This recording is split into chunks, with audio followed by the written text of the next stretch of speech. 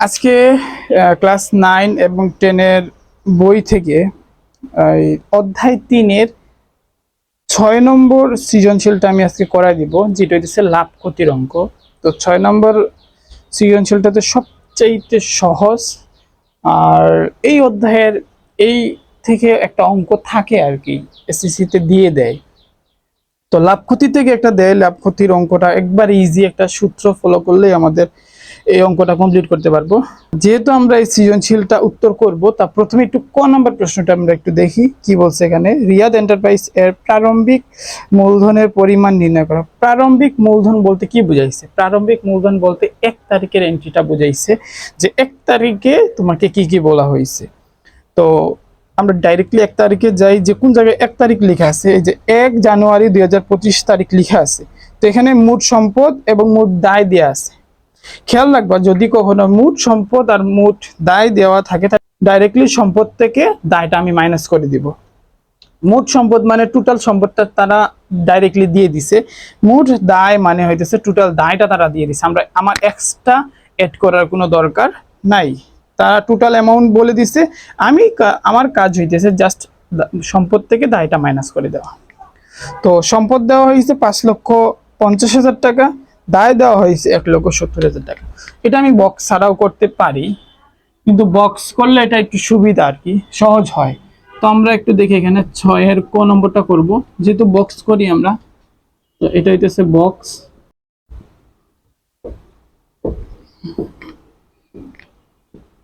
তারিখ বিবরণ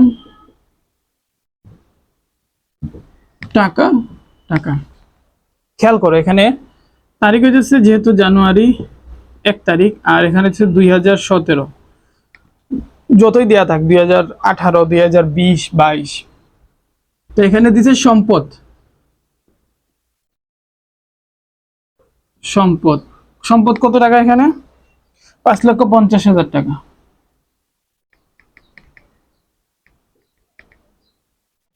সম্পদ হচ্ছে 5,50,000 টাকা। আর মাইনাস করবো কি দায়। তো মাইনাস দায় কত টাকা? 1,70,000 টাকা। তো আমি সম্পদ লিখলাম, আর সম্পদ থেকে কি করবো?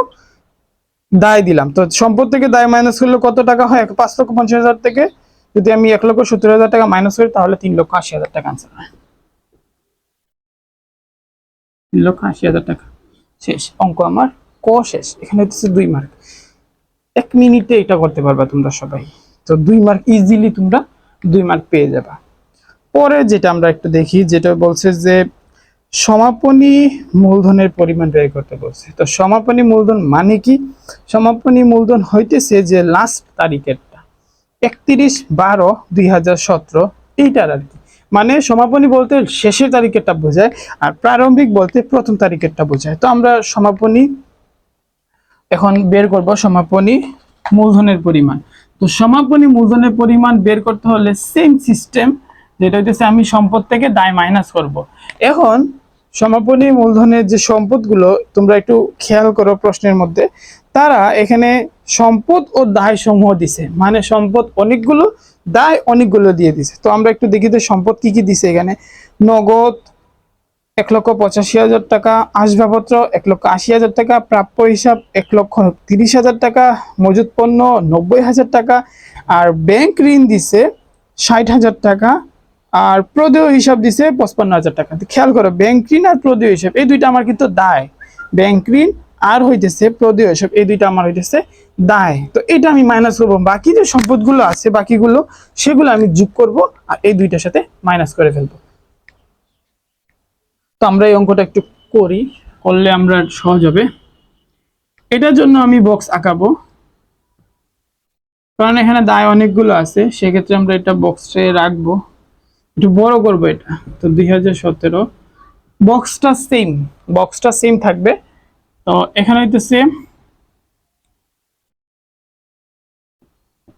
যেহেতু এটা কোনো তারিখ নাই, সেক্ষেত্রে আমরা ডিসেম্বরের 31 তারিখ দিয়ে রাখতে পারি।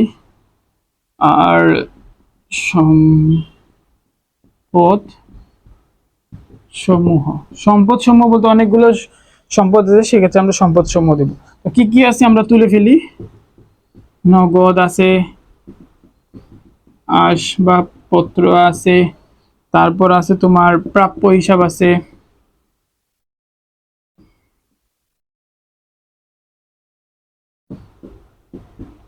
প্রাপ্য হিসাব, তারপর হইতেছে মজুদ পণ্য,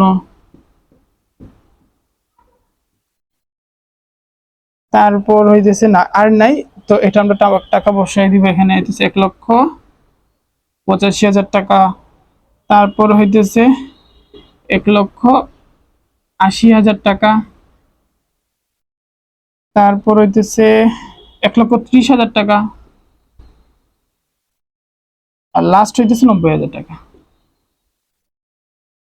এই হইতেছে আমি কি দিলাম, যে সব সম্পদগুলো আমি এখানে বসায় দিলাম। তো এখন আমি কি করব, সবগুলো যোগ করে ফেলবো। যোগ করলে আমার কত আনসার আসে, তোমরা ক্যালকুলেটরে যোগ করে ফেলবা। আমি ডাইরেক্টলি আনসার দিয়ে দিতেছি, 5,85,000 টাকা।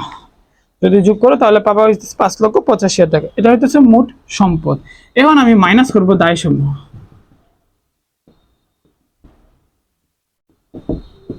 মাইনাস করব কি, দায় সমূহ। তো দায় সমূহ কি কি আছে এখানে, ব্যাংক ঋণ আছে, প্রদেয় হিসাব আছে, বসাই দিব।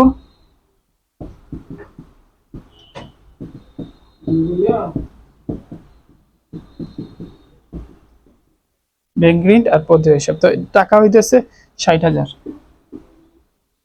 আর এটার টাকা হইতেছে 55,000। তো দুইটা যেহেতু আছে, আমি দুইটা টাকা দিয়ে যোগ করে ফেলবো। কত হয়, 1,15,000 টাকা। শেষ। আমি দায়ও দুইটা দিলাম, আর সম্পদগুলো যা আছে সবগুলো যোগ করে আমি সেকেন্ড কলামে বসাইলাম। দায় দুইটা যোগ করে সেকেন্ড কলামে বসাই। এখন আমার কাজ হইতেছে এটা থেকে, সম্পদ থেকে দায়টা মাইনাস করে দেওয়া। তো মাইনাস করে দিলে কত আসবে, 4,70,000 টাকা। হইতেছে আনসার। এটা কত, আনসার হবে 4,70,000। এটা আমরা কি পাইলাম, এটার নাম হইতেছে সমাপনী মূলধন। এটার নাম কি, সমাপনী মূলধন। ঠিক আছে, ক্লিয়ার। তারপরে যদি না বুঝো তাহলে আমাকে আবার প্রশ্ন করতে পারো, স্যার আমি এই জায়গাটা বুঝিনি। তো পরের যেটা হইতেছে গ নম্বরটা, এইটা হলো লাভ ক্ষতির অঙ্ক। এটা হলো মেইন, এটা হলো সূত্র দ্বারা আমরা সূত্র মুখস্থ করে ফেলবো, আর আমরা হইতেছে জাস্ট খালি তার মানটা বসাই দিব, আমাদের আনসার হয়ে যাবে। কিন্তু এখানে আমরা একটু খেয়াল করি যে দুইটা জিনিস তারা আমাকে বলে দিছে, যদি কখনো প্রশ্ন বলে দেয় যে এইটার অ্যামাউন্ট এত টাকা ধরে নিতে হবে, সেক্ষেত্রে আমরা ওই টাকাটাই ধরে নিব।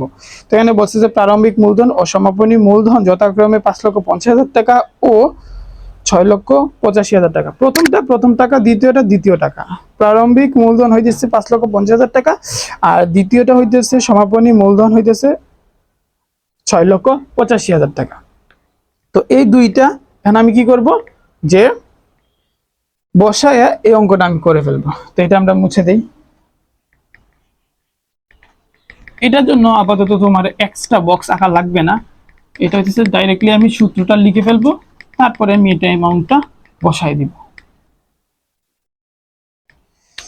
তো আমরা যদি দেখি যে এটার গ নম্বরটা, সূত্রটা কি হইতেছে, দেখবো লাভ অথবা ক্ষতি, মানে লাভ হইতে পারে ক্ষতি হইতে পারে। তার সূত্রটা হইতেছে তোমার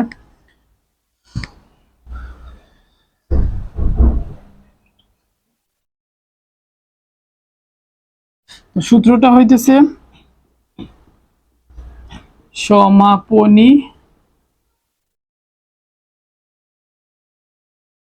মূলধন প্লাস উত্তোলন মাইনাস, দেখো সমাপনী মূলধন প্লাস উত্তোলন, তার সাথে মাইনাস করবো কি, মাইনাস হইতেছে প্রারম্ভিক মূলধন প্লাস